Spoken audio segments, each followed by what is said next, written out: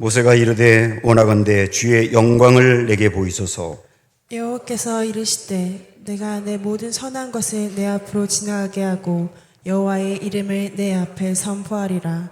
나는 은혜 베풀 자에게 은혜를 베풀고 긍휼히 여길 자에게 긍휼을 베풀느니라. 또 이르시되 내가 내 얼굴을 보지 못하리니 나를 보고 살 자가 없음이니라. 여호와께서 또 이르시기를 보라 내 곁에 한 장소가 있으니 너는 그 반석 위에 서라. 내 영광이 지나갈 때에 내가 너를 반석 틈에 두고 내가 지나도록 내 손으로 너를 덮었다가 손을 거두리니 내가 내 등을 볼 것이요 얼굴은 보지 못하리라. 아멘. 완전 정복, 이런 말 요즘 참 많이 쓰죠. 골프를 배우는 사람들이 골프 완전 정복, 그래서 폼부터 제대로 갖춰가지고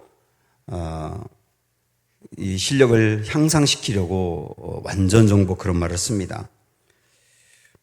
악기 완전 정복, 영어 완전 정복, 그리고 부동산 완전 정복, 요즘은 제주도 완전 정복, 그런 것도 있더라고요. 제주도에 구석구석 여행하면서 맛있는 음식이 어디 있는지를 알아서 하나하나 정복해 간다고. 제주시 쪽, 서귀포 쪽, 또 서쪽, 동쪽 이렇게 정복해 가는 이런 것도 취미를 가지고 있는 사람이 있습니다. 이런 취미들도 다 괜찮다고 생각을 합니다. 저는 한때 성경 완전 정복을 꿈꿨던 때가 있습니다. 제가 목회자다 보니까 성경을 가지고 전하고 또 교육하고 또 이 성경 때문에 밥 먹고 사는 사람이잖아요. 그래서 성경을 완전히 정복해서 어디에 어떤 말씀이 있고 그 의미가 무엇이며 우리 성도들이 일상 속에서 만나는 문제에 대해서 질문할 때 성경의 말씀으로 해답을 주고 싶은 갈망이 저한테 있었습니다. 그래서 성경을 많이 읽고 공부하고 새벽 기도 시간에 2번에 걸쳐서 창세기부터 요한계시록까지 또 설교한 적이 있거든요. 사람 이름만 나오는 것도 어떻게 해서는 씨름하면서 설교하고 그러면서 성경을 알고 싶었습니다. 그런데 그러면서 제가 얻은 결론은 성경 완전 정복은 불가능하더라고요. 지금도 가끔 어떤 때 이 성경의 말씀을 보면 이런 말씀이 성경에 있었나? 깜짝 놀랄 때가 있고, 그런데 제가 익히 알고 있는 말씀이라 하더라도 어떤 여건과 상황에서 전혀 다르게 해석이 되는 것을 보면서 굉장히 신기할 따름입니다. 그만큼 정말 정복할 수 없는 분이 하나님이다, 이렇게 볼 수 있어요. 하나님을 안다고 생각하나 하나님의 마음과 뜻과 성품과 능력을 알다가도 모르겠어요.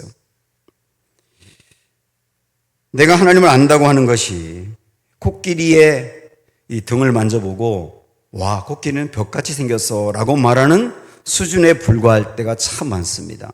그래서 하나님을 완전히 알고 정복하는 것은 불가능한 일인데, 그럼에도 불구하고 하나님을 더 알고 더 알고 더 알아갈수록 우리의 믿음이 그만큼 성장하더라고요. 그래서 하나님을 알아가는 게 얼마나 중요한지 모릅니다. 모세는 하나님을 아는 일에 목마름을 갖고 있던 사람입니다. 하나님이 이스라엘 백성들이 금송아지 만든 걸 보고 진멸하겠다고 말씀하셨을 때 자기의 영혼을 걸고 내 이름이 생명책에서 지워져도 좋으니까 이 백성들은 용서해 주세요 하고 하나님께 기도를 드렸지 않습니까? 그때 하나님께서 진멸하겠다고 하는 계획을 수정하면서까지 용서하시고 이스라엘 백성들에게 기회를 주었거든요. 이때 모세는 하나님을 알게 된 겁니다. 우리 하나님은 용서하시고 기회를 주시는 분이다. 그런데 하나님은 용서는 하고 가나안 땅에 들어가도록 돕긴 하겠지만 그러나 내가 함께 가지는 않겠다고 하셨잖아요. 그때 모세는 회개하면서 장신구를 떼어내면서 회막으로 나아가 기도할 때 구름 기둥이 임하면서 떠났던 하나님이 돌아오는 것을 경험했지 않습니까? 그때도 하나님을 알게 된 거죠. 그런데 하나님이 돌아오시긴 했지만 함께 가나안 땅에 가겠다고 말씀은 안 하셨잖아요. 그래서 모세는 하나님께 하나님, 저희와 함께 가나안 땅에 가겠다는 계획을 알려주세요. 그렇게 요구하게 되고 그리고 세상 사람들이 깜짝 놀랄 구별된 은혜를 우리에게 보여주세요. 거기까지 요구합니다. 근데 하나님께서 내가 그것도 들어주리라 이렇게 말씀하셨죠. 그만큼 모세는 정말 하나님을 알면 알수록 더 알고 싶어지고 만나면 만날수록 더 만나고 싶어지고 은혜를 받으면 은혜를 받을수록 더 은혜를 받고 싶어하는 목마름이 생긴 겁니다. 이 정도면 하나님을 알 만큼 알고 만날 만큼 만났으니까 됐다고 생각할 만한데 그는 갈수록 더 깊이 하나님을 알고 싶어 해요. 그러더니만 급기야 이런 기도까지 드리게 됩니다. 보실까요? 18절 말씀 보시면 모세가 이르되 원하건대 주의 영광을 내게 보이소서. 주의 영광을 내게 보이소서. 이 기도까지 하게 됩니다.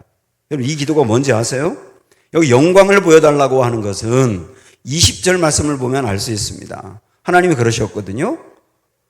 또 이르시되 내가 내 얼굴을 보지 못하리니 나를 보고 살 자가 없음이니라. 결국 그것을 보면 모세가 원한 영광은 하나님의 얼굴이라는 것을 알 수 있어요. 모세는 지금 하나님의 얼굴을 보고 싶어 하는 겁니다.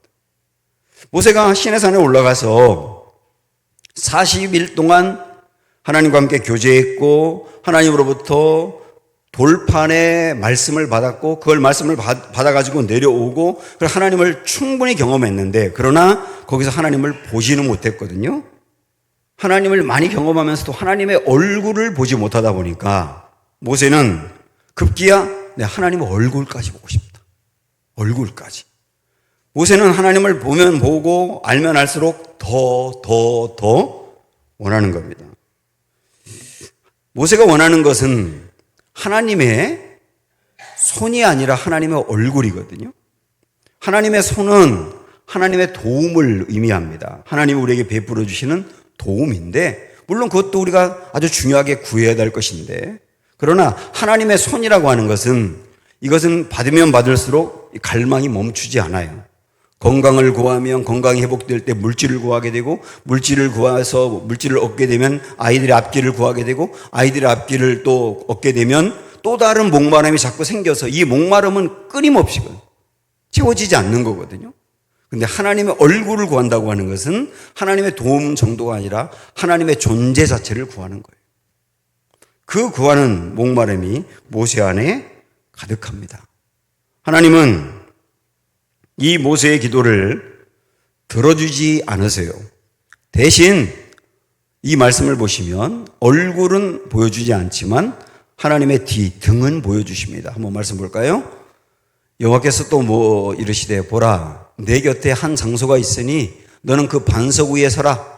내 영광이 지나갈 때에 내가 너를 반석 틈에 두고 내가 지나도록 내 손으로 너를 덮었다가 손을 거두리니 네가 내 등을 볼 것이요 얼굴은 보지 못하리라.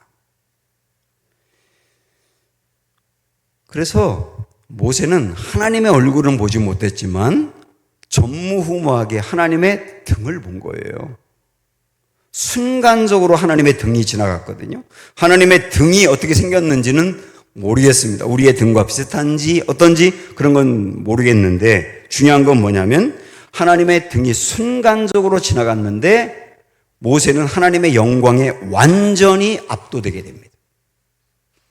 그래서 그 다음 장 나오는 34장을 보면 모세가 산에 올라갔다가 내려왔을 때 말이죠. 하나님의 그 등을 보고 난 다음에 모세 얼굴에서 광채가 나거든요.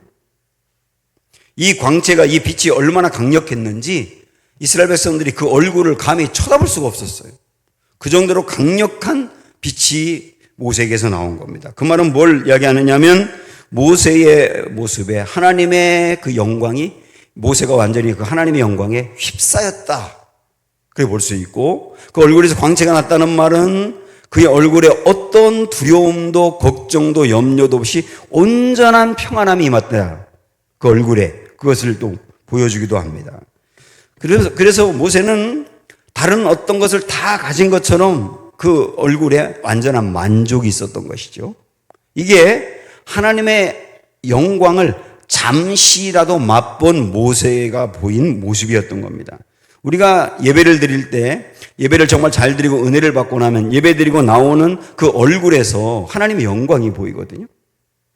기도할 때에도 뜨겁게 기도하고 나서 정말 만족했을 때 그 얼굴에서 그런 영광이 보이거든요. 그런 영광이 충만함이 모세 안에 가득했던 겁니다. 물론 하나님 얼굴을 구하는 것은 있을 수 없는 일이에요.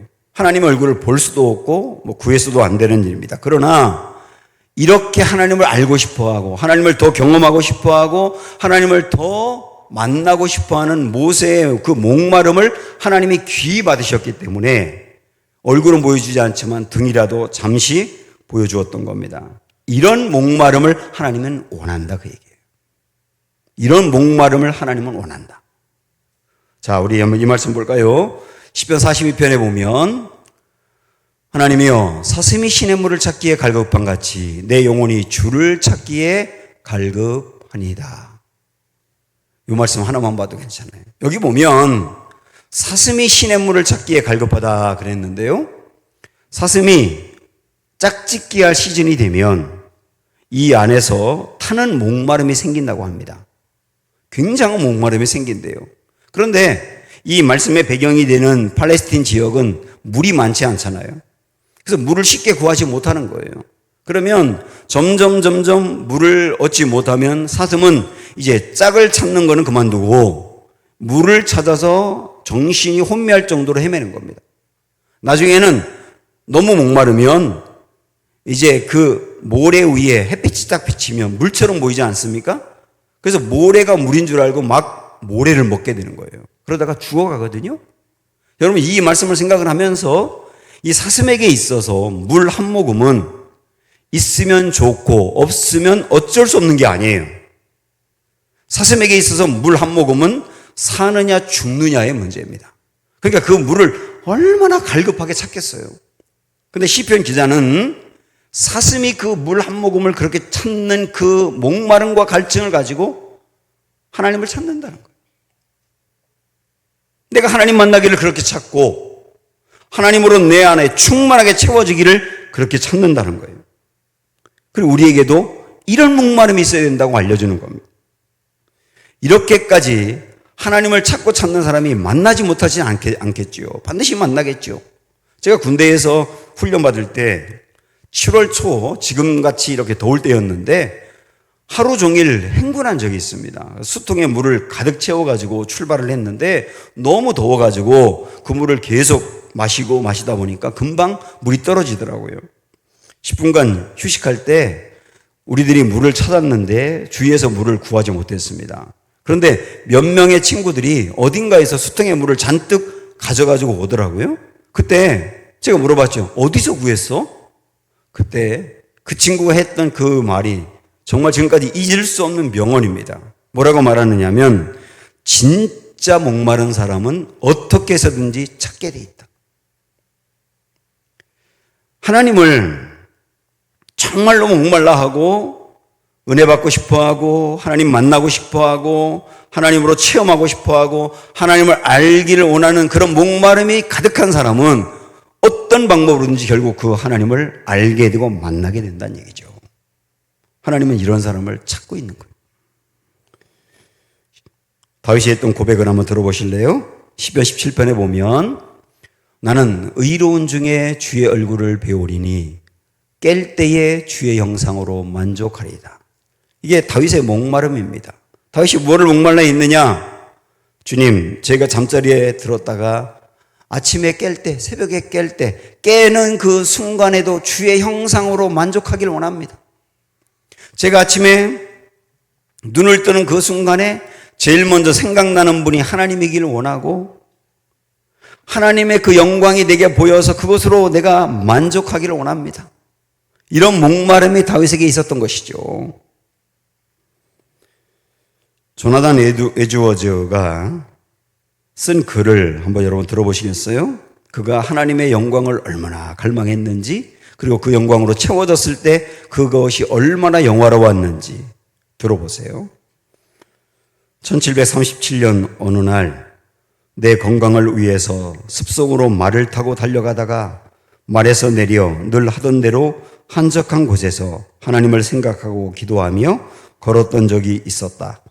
그때 나는 정말 특이하게 하나님과 사람 사이의 중보자이신 하나님의 아들의 영광을 보았다. 그리고 그의 놀랍고 위대하며 충만하고 순결하며 달콤한 은혜와 사랑, 온유하고 겸손한 낮아지심의 영광을 보게 되었다. 그처럼 고요하고 달콤하게 나타났던 이 은혜는 하늘보다 크게 보였다. 그리스도의 인격이 말로 할 수 없이 탁월하여 모든 생각과 관념을 다 삼키기에 충분할 정도로 탁월하게 보였는데 내가 판단하기로는 거의 1시간가량 그러한 일이 계속되었다. 그래서 그 시간 내내 나는 눈물의 홍수에 빠져 큰 소리로 울었다. 나는 나 자신이 텅 빈 채로 쓰러져 먼지 속에 누워 오직 그리스도로만 충만해지고 거룩하고 순전한 사랑으로 그리스도를 사랑하고 싶은 강한 영혼의 열망을 느꼈다. 나는 그것을 달리 표현할 길이 없다. 그 영광을 보고 난 뒤 나는 어떤 갈망도 생기지 않았다. 오직 그리스도의 영광 속에 머물러 있고 싶은 소망 외에는 아무것도 없었다. 나는 다른 때도 여러 번 그러한 광경을 보았고 그럴 때마다 똑같은 효과를 바라였다. 하나님의 영광을 갈망하자. 이런 말씀입니다. 모세는 하나님의 영광, 하나님의 얼굴을 직접 보고 싶어 했는데 하나님은 보여주지 않았죠. 그런데 우리도 하나님의 얼굴은 볼 수는 없지 않습니까? 그러나 하나님의 영광을 구할 때 일상적인 삶에서 우리가 경험할 수 있는 하나님의 영광이 있어요. 이미 여러분이 이전에도 경험하셨고 지금도 경험하고 계실 거고 앞으로도 경험할 겁니다. 내가 현실 속에서 경험할 수 있는 하나님의 영광이 무엇일까? 하나님이 그것을 오늘 우리에게 알려줍니다. 19절 말씀을 보실까요? 여호와께서 이르시되 내가 내 모든 선한 것을 내 앞으로 지나가게 하고 여호와의 이름을 내 앞에 선포하리라. 나는 은혜 베풀 자에게 은혜를 베풀고 긍휼히 여길 자에게 긍휼을 베푸느니라. 모세가 하나님께 하나님 얼굴을 보여주세요. 그렇게 말하니까 하나님께서 얼굴을 보여주지 않았지만 하나님의 영광을 볼 수 있는 구체적인 길들을 보여준 게 19절 말씀이거든요. 여기에 두 가지를 말씀해요. 하나는 하나님의 선하심이 너희 인생에 지나갈 때 하나님의 영광을 본 거야. 그렇게 말씀하는 거예요. 또 하나는 하나님의 이름 속에 하나님의 영광이 있어. 그래서 하나님의 그 이름을 너희가 경험할 때 하나님을 경험한 거야. 이렇게 두 가지를 말씀하신 겁니다. 기억하세요?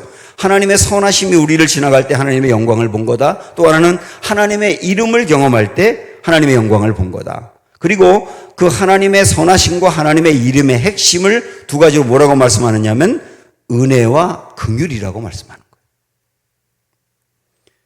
은혜와 긍휼은 뭡니까? 받을 자격이 없는 이에게 베푸는 하나님의 사랑이죠. 먼저 우리 일상에서 경험할 수 있는 하나님의 영광, 이 중에 첫 번째가 뭐였어요? 하나님의 선하심을 경험하는 거라고 했습니다.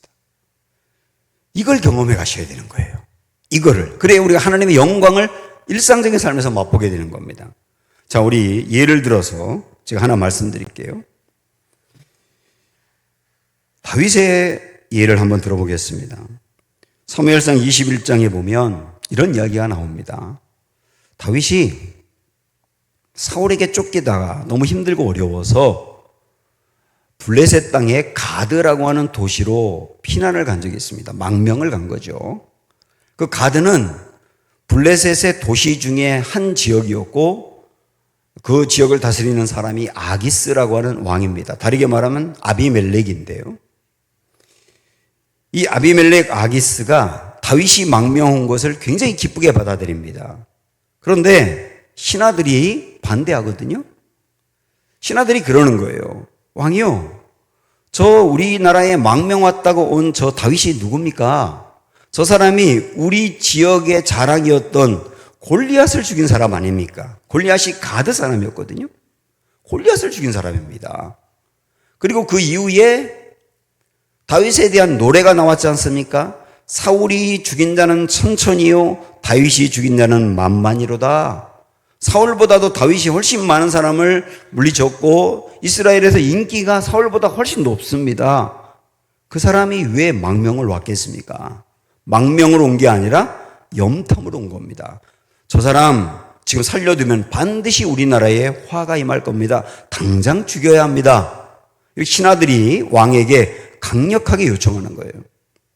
그 이야기를 다윗이 듣습니다. 사실 이 아기스 왕도 신하들이 요청한 것을 받아들인 것으로 보여요. 다윗은 그 이야기들을 들으면서 내 인생에 엄청난 먹구름이 임했다는 걸 알게 됩니다. 내가 이대로 여기서 속절없이 죽겠다는 생각이 들어요. 그런데 조금 있다가 다윗이 갑자기 지혜가 생겨가지고 거기서 미친 채를 해요. 자기의 몸을 대문짝에 벅벅 긁고 이 수염에 침을 제일제일 흘리거든요. 그걸 보고 왕이 야, 우리나라에 미친놈이 하나가 숫자가 부족해서 저놈이 왔냐? 당장 추방해라. 그래가지고 다윗을 추방하는 바람에 살게 된 거예요. 이 놀라운 경험을 하고 난 다음에 그가 쓴 시가 시편 34편입니다.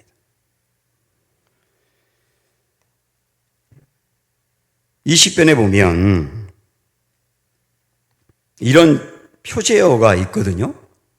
다윗이 아비멜렉, 아기스죠. 앞에서 그냥 찾지 말고 여기 보세요. 다윗이 아비멜렉 앞에서 미친 채 하다가 쫓겨나서 지은 시 이렇게 되어 있거든요.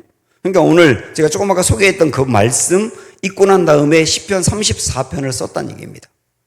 그런데 시편 34편에서 핵심적으로 그가 고백하는 게 8절에 나오는데요. 한번 이 말씀 여러분 보세요. 8절.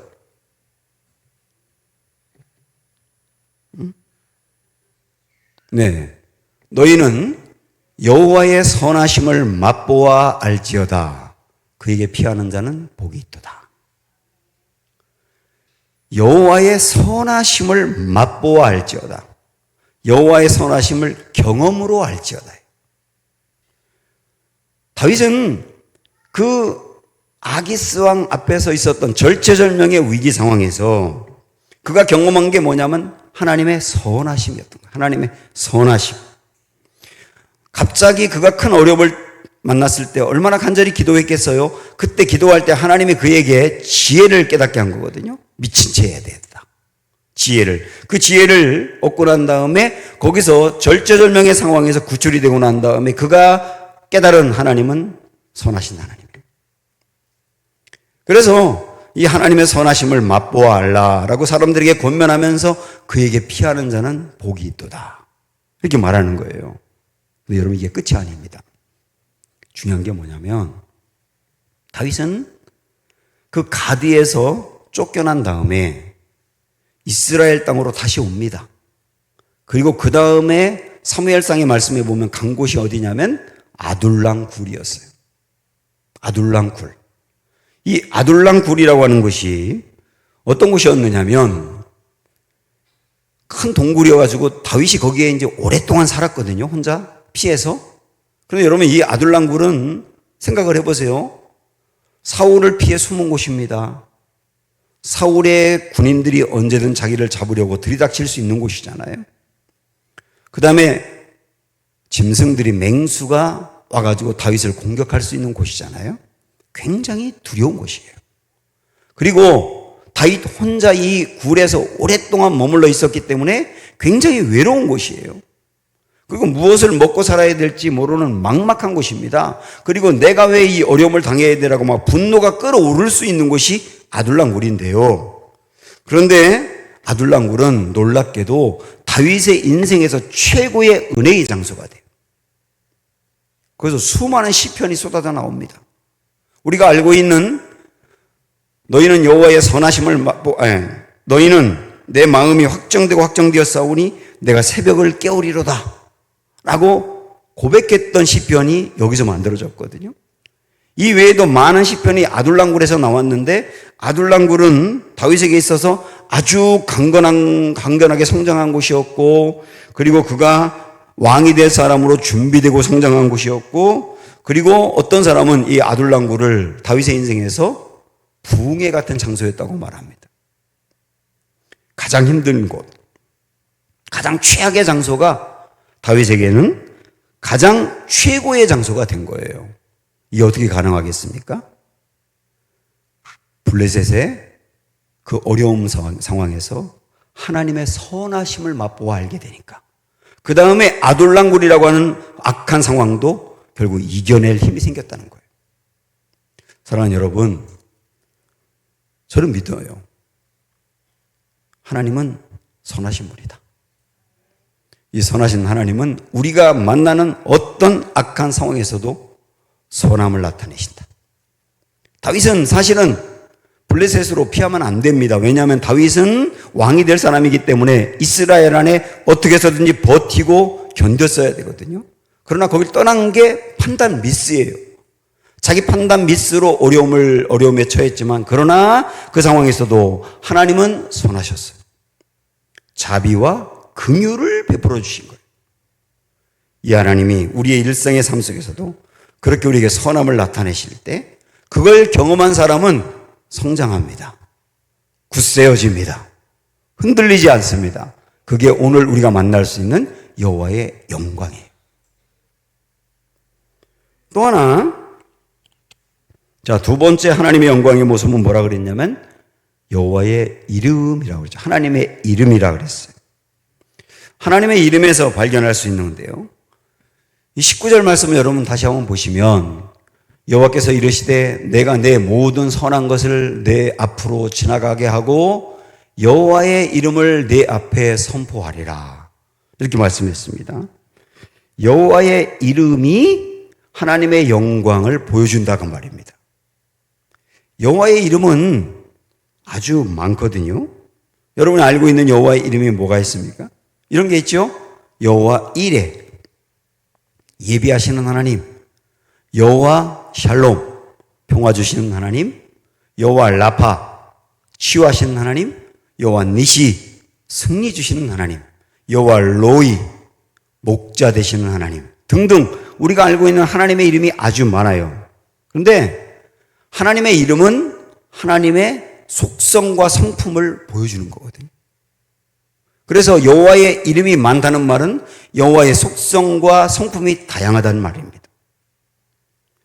여호와의 이름은 성경에 보면 하나님이 이게 내 이름이야 라고 알려준 이름도 있지만, 사람들이 자기의 삶 속에서 하나님을 경험하고 난 다음에 하나님은 이런 분입니다 라고 고백한 게 하나님의 이름이 된 경우도 많아요. 예를 들어서 아브라함이 이삭을 제물로 하나님께 드리려고 하다가 하나님이 양 한 마리를 준비해서 멈춰라 하고 양을 보여주었을 때, 그 양으로 대신 제사를 드리고 나서 그곳을 여호와 이레라고 했거든요. 아브라함이 그렇게 말한 거예요. 우리 하나님은 예비하신 하나님입니다, 이런 식이죠. 그래서 오늘도 우리들 삶에서도 당신에게 하나님의 이름이 뭡니까? 라고 물어보면 어떤 사람은 하나님은 나의 전부입니다. 하나님은 나의 친구입니다. 하나님은 나의 인도자이십니다. 이렇게 각각 다양하게 고백을 합니다. 그분이 경험한 하나님이 그렇단 말이죠. 그래서 저는 여러분들이 우리의 삶 속에서 이렇게 아름답고 귀한 하나님을 계속 경험으로 만나시길 바라고, 그래서 여러분 삶 속에 하나님의 이름이 다양하기를 원합니다. 내 삶 속에 내가 고백한 하나님이 많아야 돼요. 그게 하나님을 체험하는 거거든요. 그런데 하나님의 이름에서 가장 대표적인 것을 뽑으라 그러면 뭘까요? 여호와입니다. 여호와. 오늘 19절에서도 하나님의 이름을 여호와라고 완전히 밝혀주었지 않습니까?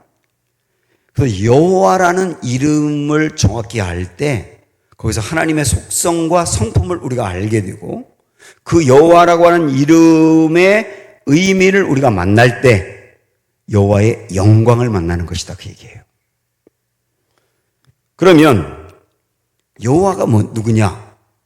여호와라고 하는 이름은 사실은 나는 스스로 있는 자다라고 하는 뜻입니다. 하나님이 모세에게 내 이름을 알려줄게. 내 이름은 스스로 있는 자야.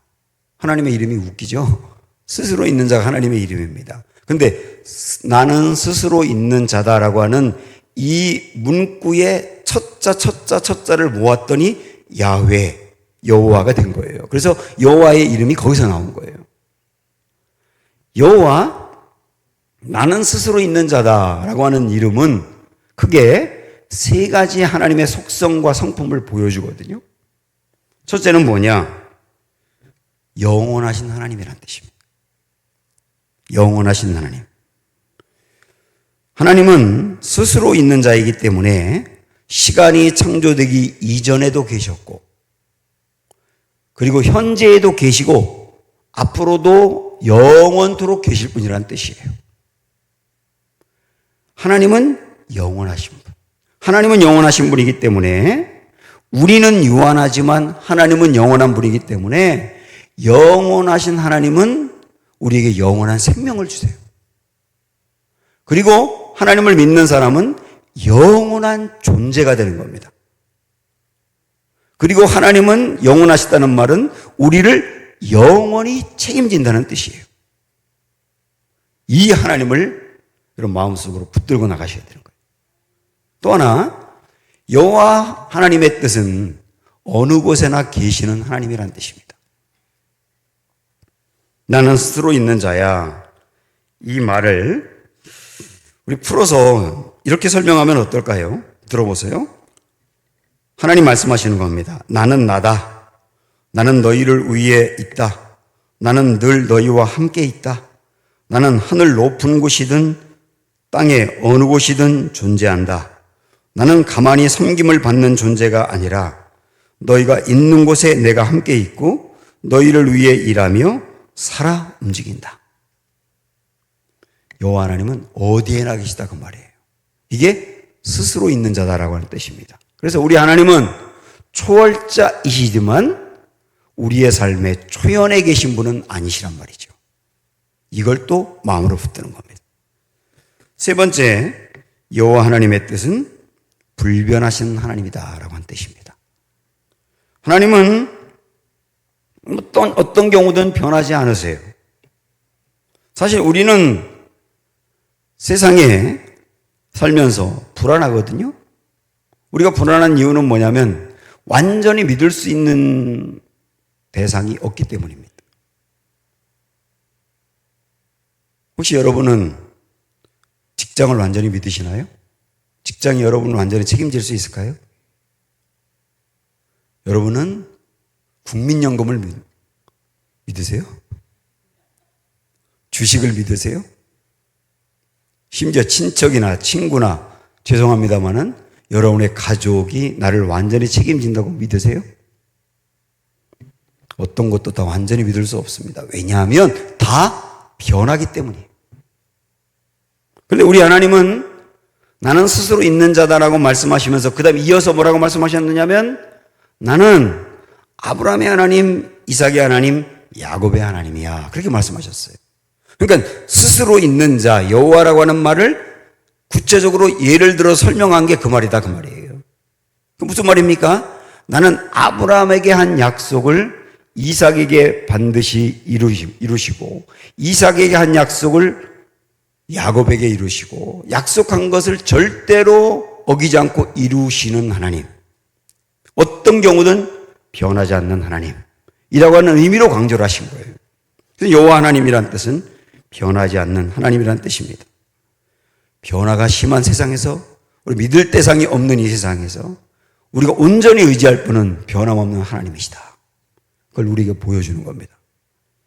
존 비비어 목사님이 쓴 은혜라고 하는 책이 있는데 이 책에서 귀한 이야기가 나옵니다. 비비어가 애가 넷이었습니다. 근데 이 4명의 아이들과 함께 식사할 때 아이들에게 이런 말을 하거든요. 얘들아, 너희가 무슨 일을 해도 엄마와 나는 너희를 지금 사랑하는 것보다 더 사랑할 수 없단다. 반대로 너희가 무슨 짓을 해도 엄마와 나는 너희를 지금보다 덜 사랑할 수도 없어. 이 말을 들은 아이들은 굉장히 안정감을 얻거든요. 그러면서 비비어는 이 이야기를 한 다음에 우리 하나님이 이런 분이라고 소개합니다. 우리 하나님은 누구냐? 지금 우리를 사랑하는 것보다 우리를 더 사랑할 수 없는 분. 지금 우리가 무슨 짓을 하더라도 지금보다 덜 사랑할 수 없는 분이라고 하나님을 소개합니다. 맞습니다. 어떤 경우든 변함없는 분. 그 모습 늘 그대로 간직하고 계신 분. 이분이 우리의 여호와 하나님이십니다. 오늘도 이렇게 좋으신 여호와 하나님을 사랑하는 여러분 든든히 의지하시기 바라고, 다른 사람들이 나를 뭐라고 말해도, 내 과거의 일을 가지고 나에게 뭐라고 손가락질해도, 현재 나의 형편이 매우 힘들고 어려워도 영원하시고 어디에나 계시며 절대로 변함이 없으신 그 하나님을 든든히 의지하시기를 축원합니다. 그분의 팔에 안기시기를 바랍니다. 이때 우리는 하나님의 영광을 일상적인 삶에서 누리게 될 것입니다.